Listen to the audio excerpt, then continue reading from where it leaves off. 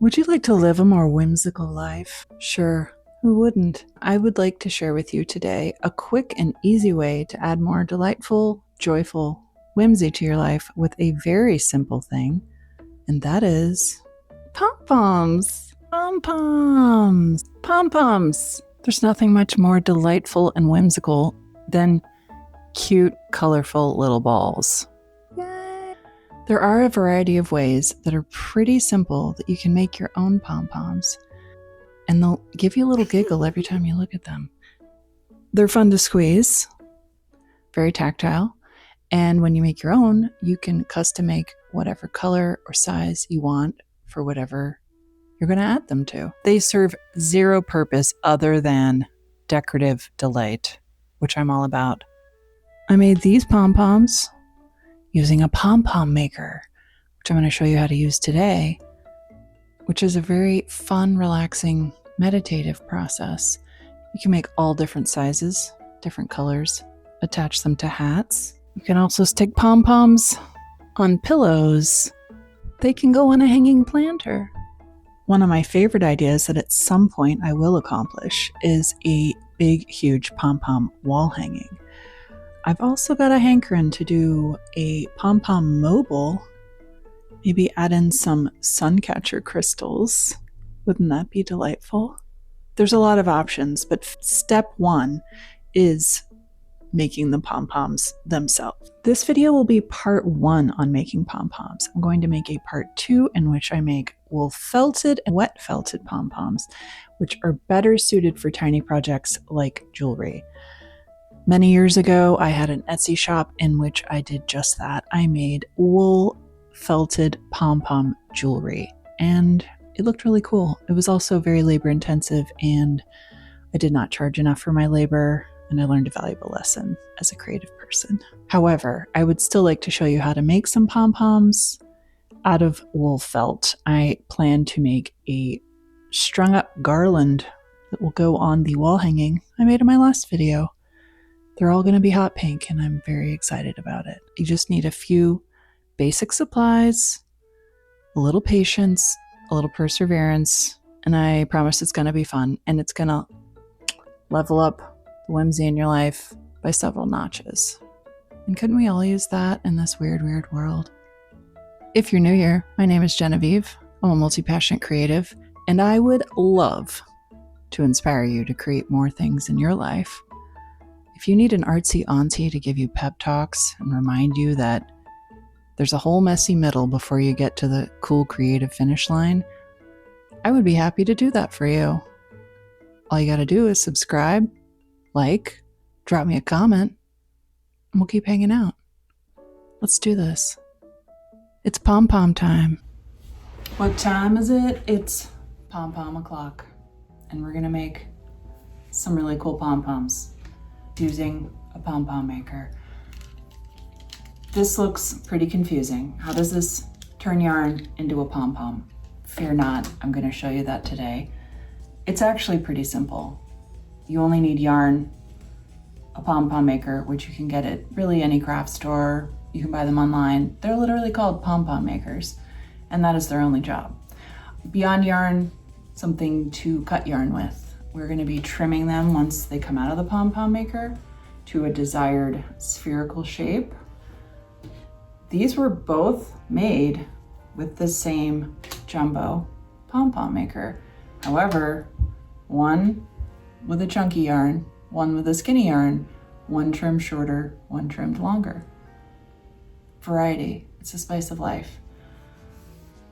This one was all pink except I added in some extra yarn to make this little pattern. And this one, a color changing yarn. It's simpler than it sounds.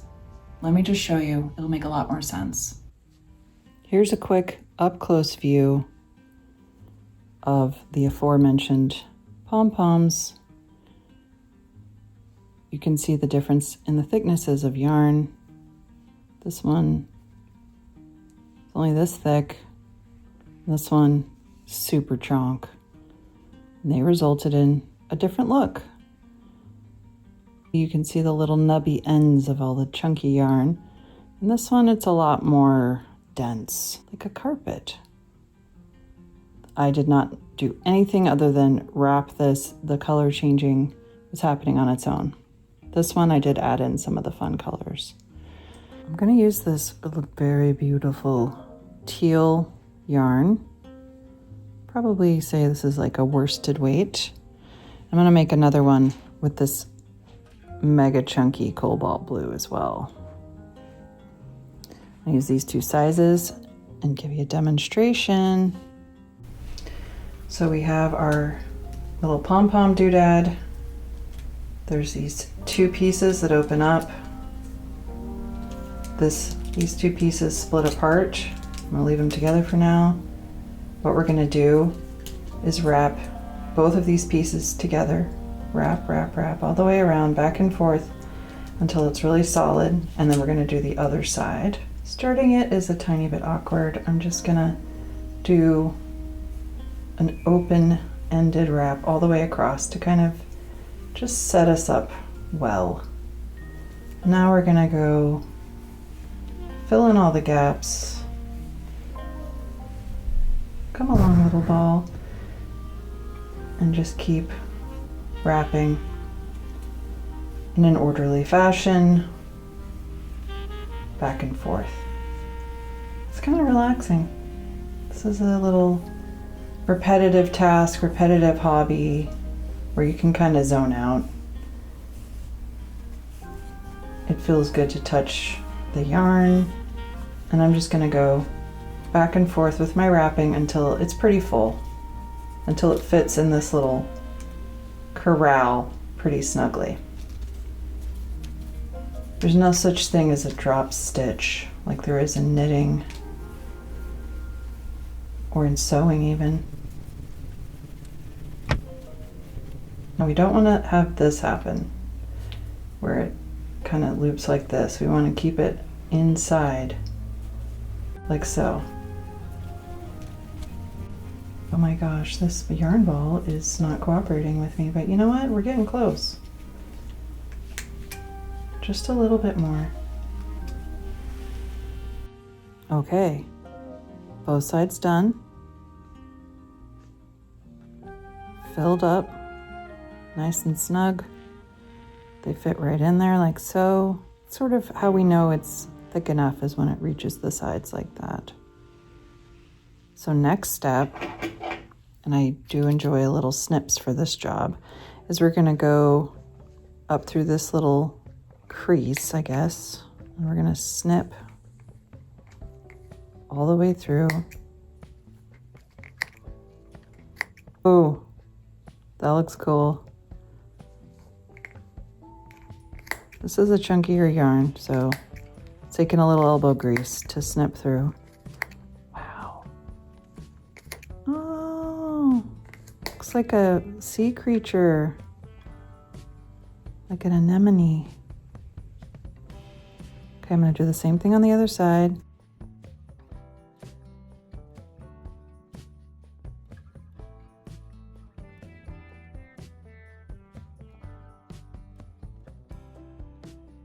Okay, both sides. Now be sure and keep these things closed, because next step is we're gonna tie together all our little short bits with a piece of yarn. So I'm gonna pull it up in between,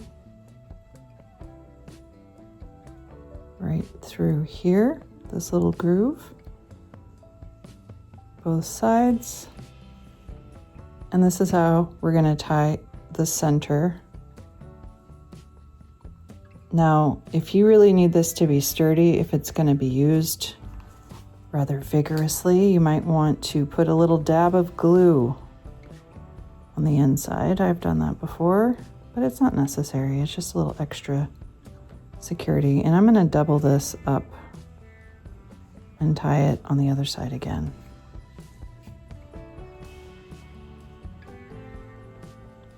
Just in a little square knot. Whoa. Okay. You ready? You ready Ready to see? I'm gonna lift this up. Whoa, yeah. Lift this up. Whoa, buddy. Getting close. Whoa, whoa. And now we pull apart the center little piece. There we go. Wow, see, this goes back for our next pom-poms. And now we have kind of a funky looking guy, but you know what? We're gonna trim it up, and that's the fun part. They do not come out of the pom-pom maker in a perfect circle, kind of orby. So you're just gonna go around and trim. This is a little messy, a fun messy. Makes really cute mess, fuzzy fluff mess. It's not a big deal. Just do it on something you can clean up easily. Sometimes I just sit right over a trash can and do this right into the trash can. This is looking cool with this center part being lighter. So I'm just gonna go around and keep on trimming, eyeballing a sphere.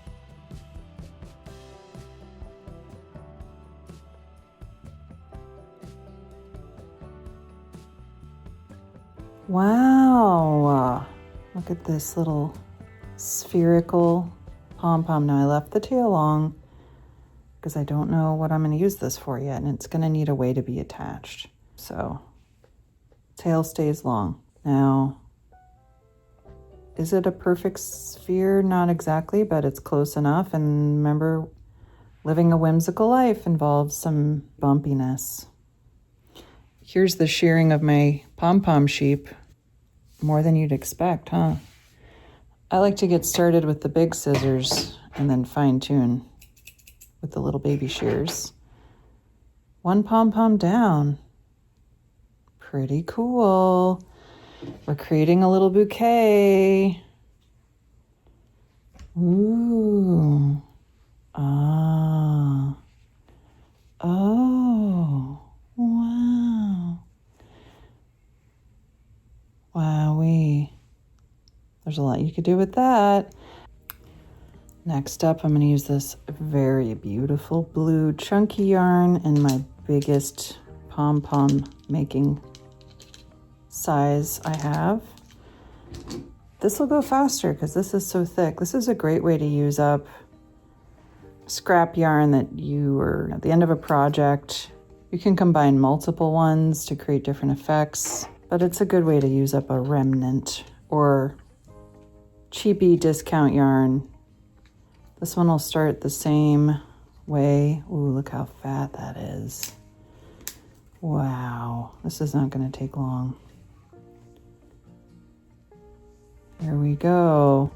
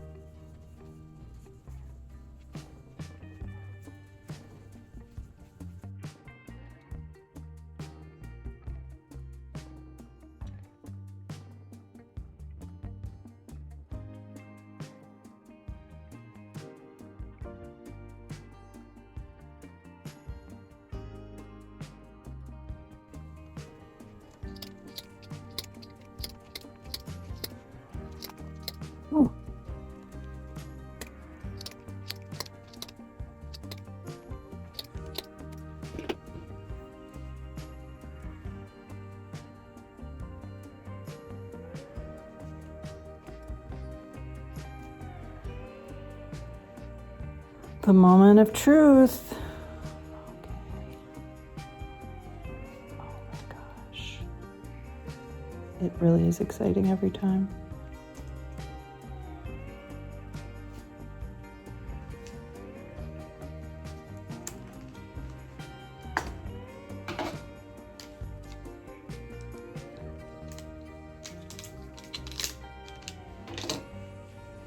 Whoa, that looks crazy. Time for a trim.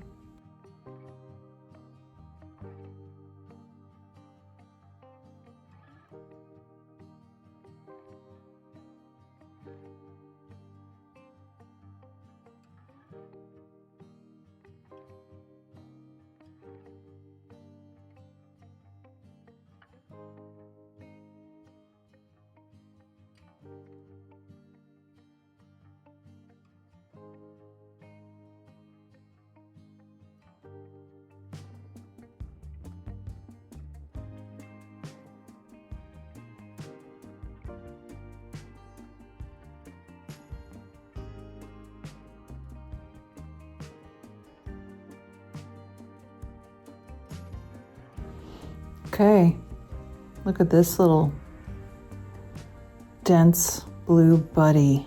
So cute. Oh.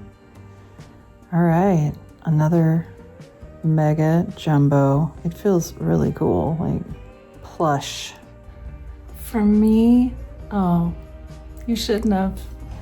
Yes, you should. Look how cool. Look at our little collection now. So many uses. These make me happy. I feel delight.